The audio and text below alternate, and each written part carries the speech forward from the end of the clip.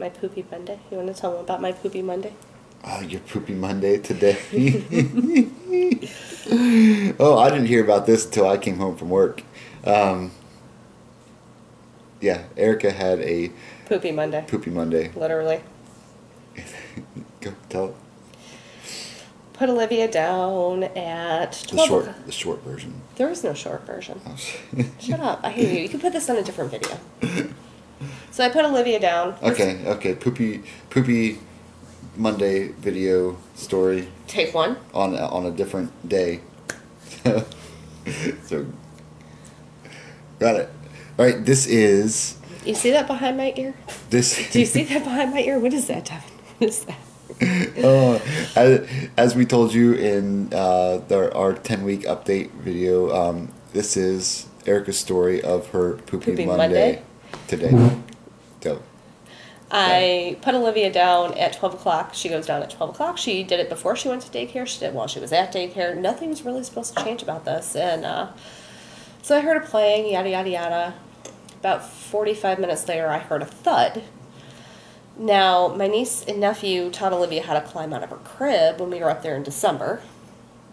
So it kind of sounded like that. So I was like, I was waiting to hear if the monitor was going to go off, and I didn't hear the monitor. So I'm like, that wasn't a toy. What was that? So I started up the stairs, and then I heard a second thud.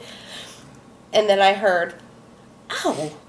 And I heard some talking and jibber-jabbering going on, and then the monitor started going off. So then I walked into her room, and there she stood on the floor. Monitor's going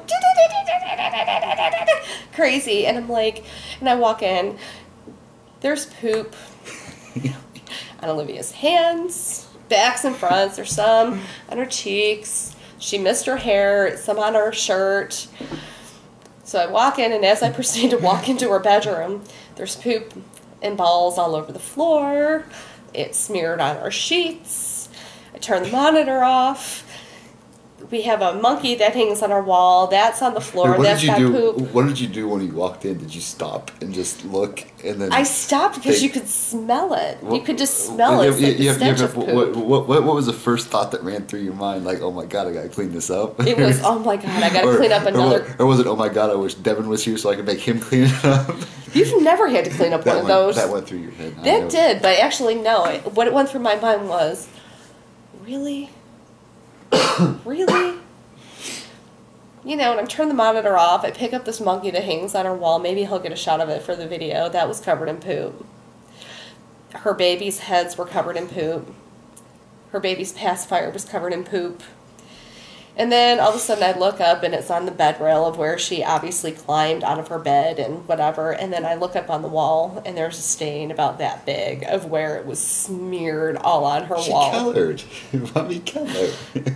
And I'm looking at this and she just looked at me. She said, hi, Mommy. I'm like, oh, Olivia. So I pick her up.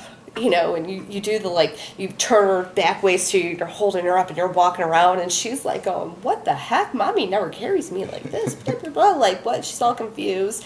And I throw her hands, and I got the hot soapy water going, and I'm, you know, soaping her hands. And the next thing I know, I hear my neighbor walk in because she got off work early and was coming over to do coffee with her daughter. And I go, I'll be down in a second. So I got her hands all cleaned up, and I ripped the thing over her, you know, ripped her shirt off of her.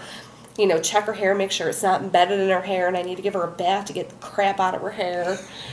You know, it's not on her pants, so then I walk her downstairs, I clean up her bottom, put those back on, then I grab a onesie out of the dryer, snap the onesie over the pants, because there's no way this That's what I saw.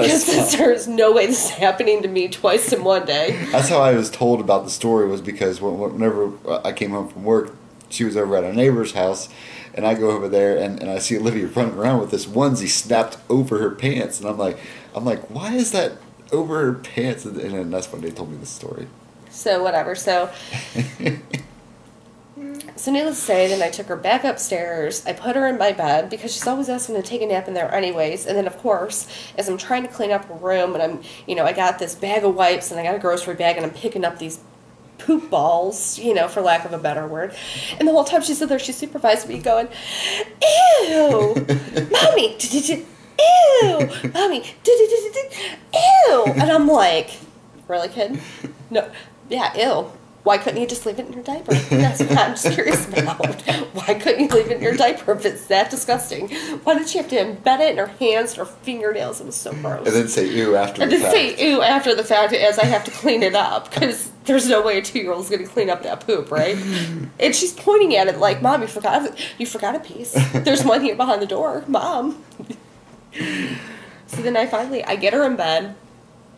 And I take all the sheets and stuff off the wall, and she's, ew, Mommy, ew. And I'm like, go get in bed. And I'm like, going crazy, Mom. Like, what's more important, cleaning up the poop that's, like, stinking up my entire house? Because it was tinky. She's been having some tinky poop. So it was stunk up the whole upstairs, you know.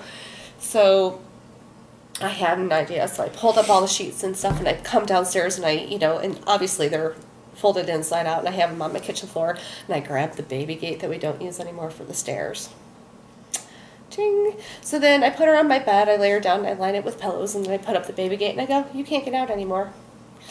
So then I go back in her room, and I'm proceeding to wash down the bed rails, and I'm washing the wall, and I'm hearing her scream, Mommy, Mommy. And then I come out, and she throws the binky over the gate, and I yell at her to go get back in bed, and she does, and then I give her back her binky, and I tell her night-night, and then I come downstairs, my neighbor goes, I just heard her throw her binky over that gate again, and I was like, I don't care, let her cry. I'm such a mean mom. So I put the sheets in the washer, and then I'm like sitting down. It's like she knows when she throws her binky like out of her crib at night, and then she starts crying for it. Like, we used to go up and get it, and like it became a habit to where she knows that if she throws it, even though she wants it, that we'll go and get it for her. Well, I let her cry for a good, I'd say 10 minutes or so. So we're trying to break her of that. So when I went back upstairs in front of our bedroom door where I had the gate, the binky's obviously on my side of the gate, and she's laying down on the other side. Mommy, sleepy binky, Mommy, sleepy binky. So I'm like, go crawl back into bed. So she crawled right back up there and held her babies, and I gave it to her, and I didn't hear a sound out of her for not quite 2 hours. She slept for not quite 2 hours before she finally woke up. But I will give her credit, though. I expected her, after sleeping in her bed, I expected her to crawl out of the bed and try and somehow get out.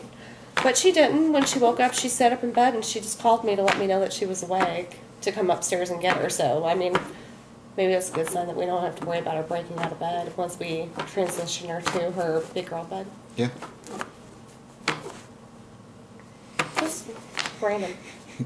So that was Erica's Poopy Monday. I had a Poopy Monday. I guess chalk one up for a Monday, huh? Mondays are Mondays. Whatever. Oh.